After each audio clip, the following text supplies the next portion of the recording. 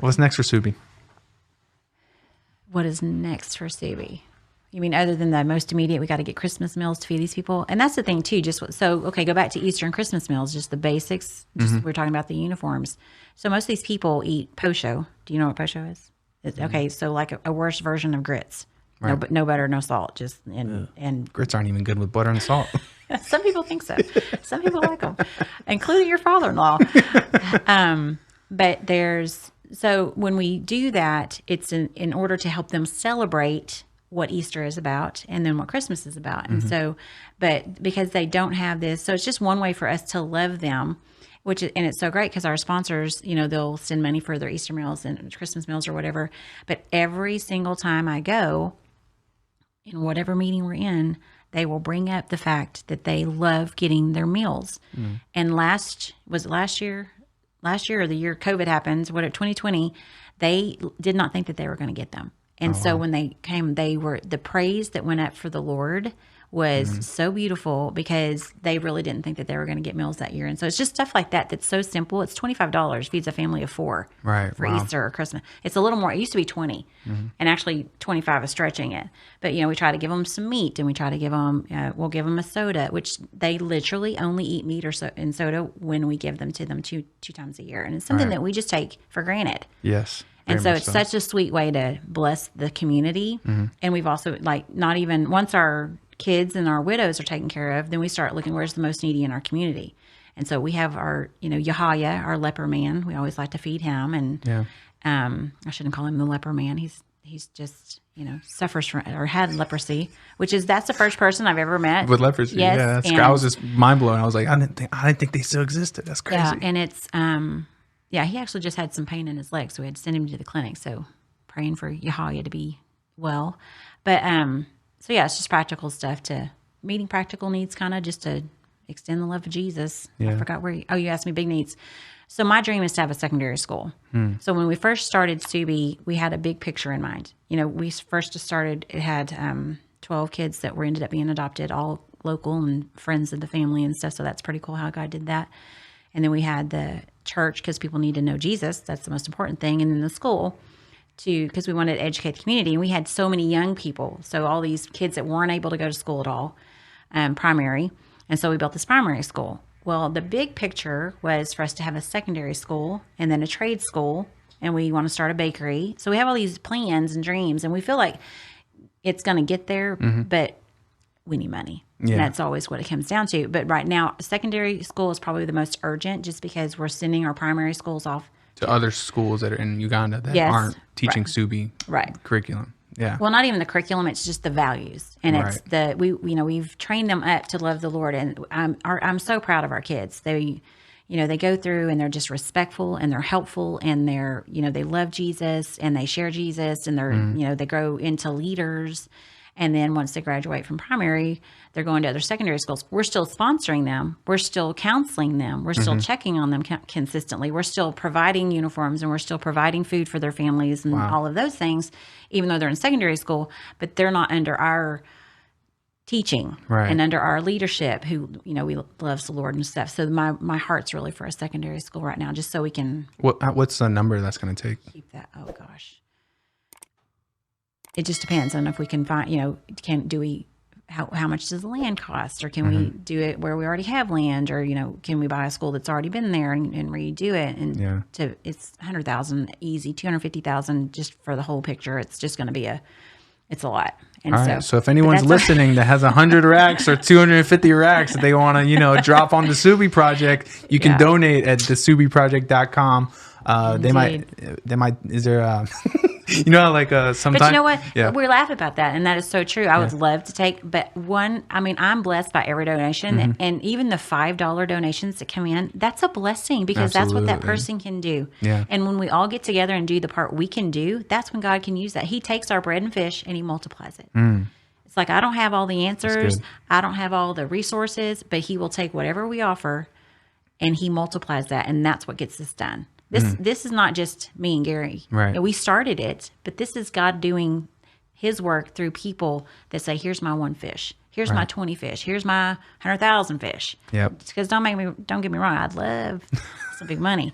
But it's also, and then people feel like they've invested in their partners with us. And that's what we want. Exactly. And you do such a good job of like keeping up with letting the people know that donate, like what their money's going towards. And I think that's so huge in the world that we're living in, especially when we see, like the Black Lives Matter movement completely was a hoax, and they raised a bunch of money and it was just going directly to the person that started it. And you see that even with the anti-Semitic one, the money that Kyrie Irving had to donate for his comments, or not even his comments, for retweeting a Amazon clip or documentary. He had to donate $500,000 to an organization that's very similar to that. So you see, these people raising a bunch of money for organizations that go back into the elite's pockets.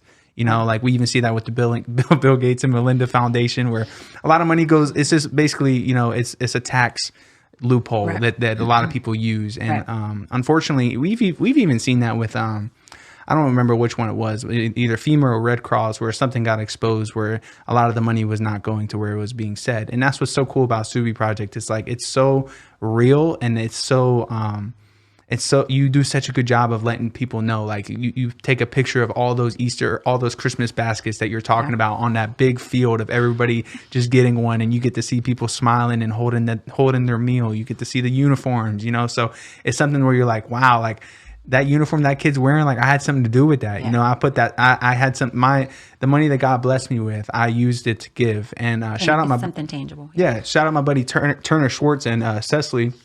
They're pastors at Calvary Church, and Cecily read 21 Days in Africa, and she felt so led that they're going to add the Suubi Project onto their 2023 giving. Yay, praise the Lord. Yeah. And it's just incredible because Turner's a great friend of mine, and the fact that the story of Suubi and just the real things that y'all are doing out there for real people, led somebody to add that to their giving list. That's especially wonderful. Somebody Turner's so respectable, like he has a heart for ministry, and he's in ministry for I think the last 7 years as being a pastor. And the fact that somebody of that standing, in my opinion, taking on that that role awesome. is super helpful, because he's going to share it with his friends and stuff like that, so it can grow that way. And it's just an incredible thing. So definitely love what you said about Jesus using the 5 loaves and 2 fish and then growing it from there. Have you seen that? Have you experienced that out there? Oh, certainly. Yeah.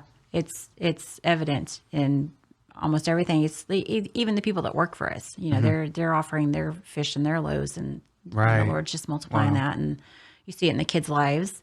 If you can, we help one kid take that burden off their parents, and maybe they're able to help another of their children, or we see it everywhere consistently. And just Jesus being preached. I mean, you just see constantly people coming to know Him, and the discipleship happening. And if you had to put a number on it, how many salvations do you think Suubi's responsible for? How many soul winners you got?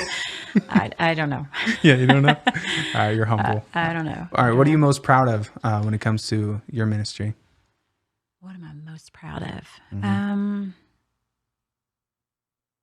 Gosh, I don't know. Probably just that. I think it's just seeing people love each other. Yeah. And I have to say I'm pretty proud of our longevity, because it's, we at the beginning dealt with some corruption and had to recorrect and get going in the right direction again with new people. God's faithfulness was so huge, and during that whole season, because I didn't know how we were going to do it. So seeing Him redirect us and get us some people that we could trust and get us back on the right path was just amazing. Just His faithfulness is just incredible, and just how He constantly shows some fruit, because when you see the fruit, then you're like, okay, let's do this. You get excited. It's like, the 3-pointer in basketball terms or whatever. You just, you get that reward, and then you want to do it again. You want to do it again. And so I think seeing the people's lives really being changed, that's what I'm proud of, I guess. Yeah. And that love, like from Sarge's birthday that day, I'll never forget, like how much they just, so I wrote about it in the book, but Gary, which is Cheryl's husband and my father-in-law, it was his birthday while we were out there, and we came back from seeing one of the widows. I think it was the one, I think it was Catherine, the one that you guys built a house for. And we come back, And we open up the Suubi gate, and there's lines, like 200 kids lined up with birthday cards, all in their hand, all made from themselves. And they had trumpet players singing the happy birthday song. Sarge comes through in the van, his head's poking out the window, just like it was so loving. Then we go into that room, and then the room just felt so heavy with just love, you know. And it was just a first time I think I've ever cried like a tear of joy before. I was just like so shooken up by it.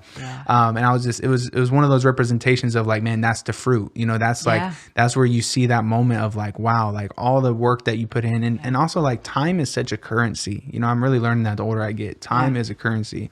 And you have poured so much time into Suubi, you know. Even when I lived at your in your backyard for 8 months, and yes, you did. I did in an RV. So thank you for that, by the way. And we're still friends. Yeah, we're still friends. Still made it out on the other side. Enjoyed doing life with you, but I was able to see, you know, how much time, you know, you poured into Suubi. You know, you try to almost every day, you know, get in that office and like, you know, check in and do the things you have to do. Send out email. I've seen how long you've taken to publish an email, with how many times you've gone over it. You know, so you truly care. You want the message to come across in a way that's just straight up Jesus centered. And you know, I've never, you know, noticed any kind of, you say you're, you know, your flesh is selfish. I've never noticed anything that was selfish about what you do out there, which I think that's so admirable, because it shows that you really do it for the people, and most importantly, you do it for God. And I just think that's a testament in itself, because I haven't witnessed that before. You know, I think it's easy to get lost in the sauce of like American Christianity, you know, and get in a bubble. You know, and I haven't been, you know, a Christian the longest amount of time, but I've even felt like in the bubble before of like, you know, what ministry looks like in America. But seeing it over there, it just opened my eyes in a huge different way, you know. It's pretty cool.